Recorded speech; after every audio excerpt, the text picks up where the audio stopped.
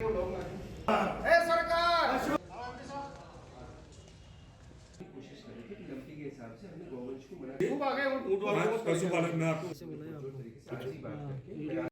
घर को खूबसूरती से सजाइए। आइए पर्दे वाला द फर्निशिंग बुटीक। यहाँ है डी डेकोर जैसे टॉप ब्रांड्स, कर्टन और sofa cloth, sleep well mattresses एवं फॉर्म्स, साथ ही इंडिया सर्कस की होम डेकोर आइटम्स की विशाल रेंज। पर्दे वाला, LIC कॉलोनी, वैशाली नगर, अजमेर।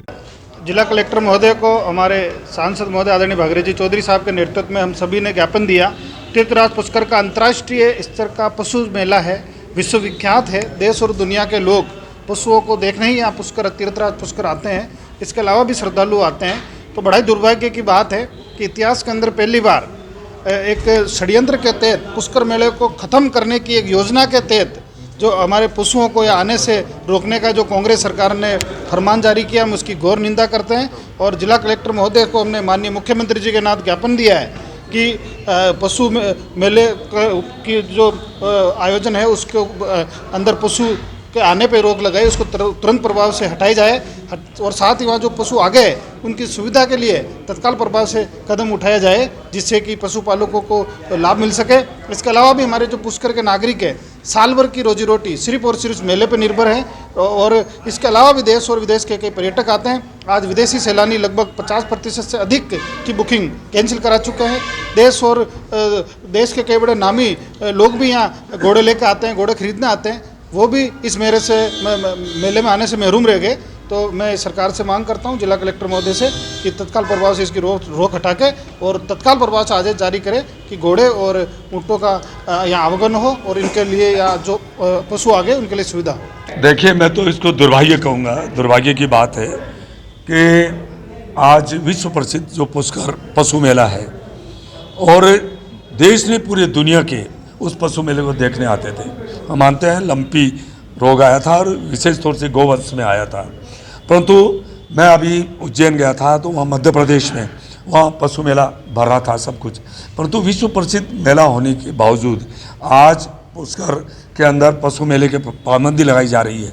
इसे जो किसान है उसकी कमर टूट रही है। वो साल भर से सोच रहा था कि मेरे पशु बिकेंगे, वहाँ मेरा ऊँट बिकेगा, मेरा घोड़ा बिकेगा, जो भी अन्य पशु है जो बिकेंगे। उसके अलावा जो पुष्कर के अंदर जो जितने भी व्यापारी है, चाहे चाय की थड़ी से लेने वाला से लेकर, चाहे रेस्टोरेंट, चाहे रिसोर्ट से लेकर, जितने भी व्यापारी थे, छोटे मोटे सारे व्यापारी थे, वो इस साल भर से इस पुष्कर मेले का इंतजार करते हैं कि कब पशु मेला, ये पुष्कर मेला भरेगा और कब हमारे को आय होगी।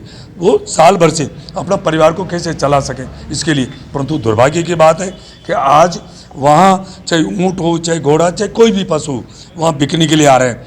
इतने पाबंदी लगाई जा रही है, उनको कोई चारा नहीं, चारे की व्यवस्था नहीं, पानी की व्यवस्था नहीं। इतना ही नहीं, वो पशुपालक मेले में आए हैं, यदि वो किसी चाय के ऊपर, चाय की थड़ी पे चाय भी पी ले तो उसको भी पनिशमेंट देने की ये कोशिश कर रही है ये सरकार। ये बहुत दुर्भाग्य की बात है।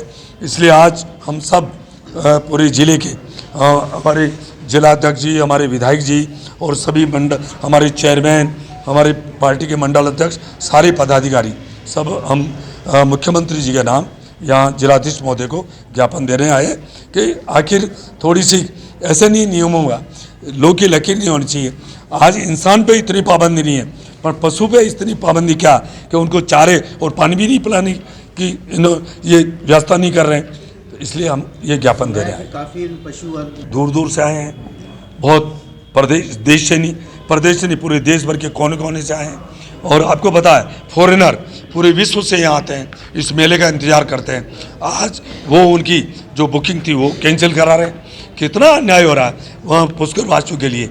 बहुत जो साल भर से इंतजार कर रहे थे कि कोरोना की मार से वो बहुत टूट चुके थे पुष्कर वासी, व्यापारी हो चाहे कोई भी हो, वो इंतजार कर रहे थे कि ये मेला भरेगा और हमारे कुछ आय होगी तो हमारे परिवार का और हम कैसे खर्चा चलाएंगे।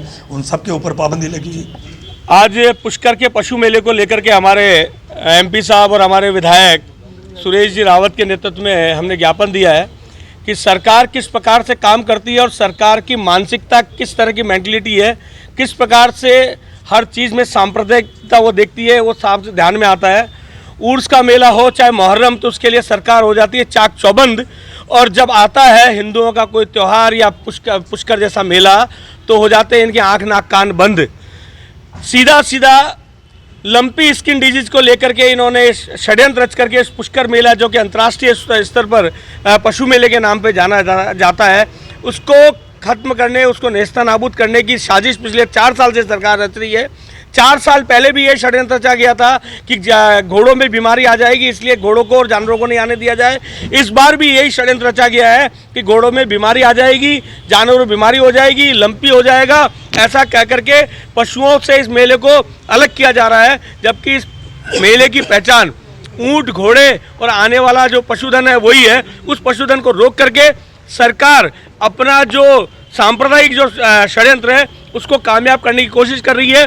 पुष्कर मेले को फेल करने का प्रयास किया जा रहा है। इसको लेकर के सांसद महोदय के नेतृत्व में हमने ज्ञापन दिया और ज्ञापन देकर के मांग की है कि इस प्रकार की जो पाबंदियां लगाई जा रही है, जो वहाँ जो पशुओं के जो ओनर हैं जो वहाँ आ चुके हैं अपना पशुधन लेकर के, ऊँटों को लेकर के आ चुके हैं, घोड़ों को लेकर के आ चुके हैं, उनको जानबूझकर हैरेस किया जा रहा है, परेशान किया जा रहा है।